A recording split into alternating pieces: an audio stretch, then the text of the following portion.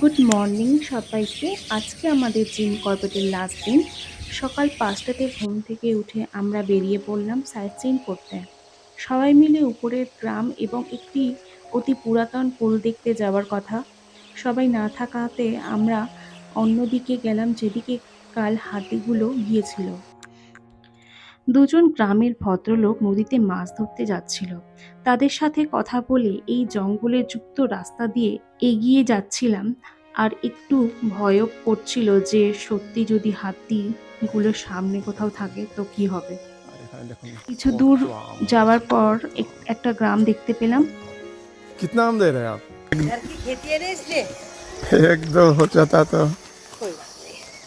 बंदर भी तो खा रहे हैं तो 9 10 12 क्विंटल गेहूँ हो रखे लोगों के ओ जिनका बीच में है ना। इसमें আমি কাছে যেতেই একটি পাকা আম গাছ থেকে মাটিতে পড়তেই আমার নজর সেদিকে গেল।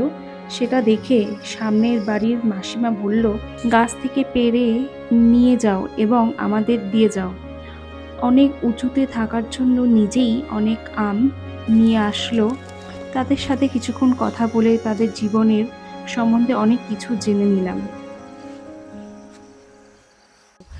এইখানে কত কারি পাতা দেখেছো?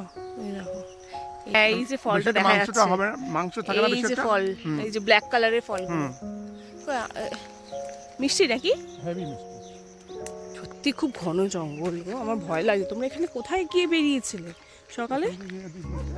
কাটা স্বাভাবিক, এত ঘন জঙ্গল প্লাস কত পাহাড়ের জায়গাটা উপরে। কোথায় সেটা বলো। Gym Corbett. কিছুক্ষণ পরে ফিরে এসে দেখলাম সবাই উঠে গেছে। আমরা স্নান করে রেডি হয়ে সবাই পরোটা খেলে আমি আম দিয়ে মুড়ি খেয়ে বেরিয়ে পড়লাম।